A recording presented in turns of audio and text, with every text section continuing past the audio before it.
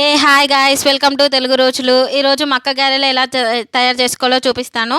First మక్కల్ని ఒలుచుకొని mixie గ్రైండర్లో వేసుకోవాలి. అందులో కొంచెం పచ్చిమిర్చి, ఉల్లిగడ్డలు, ఎల్లిగడ్డలు, జీలకర్ర వేసుకోవాలి. అది బాగా మిక్సీ పట్టి అందులో మనం సన్నగా తరుముకున్న ఉల్లిగడ్డలు, కొత్తిమీర, కరివేపాకు వేసుకోవాలి. వేసుకొని మనకు సరిపడా కొంచెం పసుపు, ఉప్పు, టేస్ట్కి తగినంత ఉప్పు వేసుకోవాలి. అందులో కొంచెం శనగపిండి, మనకు ఉంటే వరిపిండి కూడా వేసుకోండి, చాలా బాగుంటుంది, టేస్ట్ చూపిస్తుంది.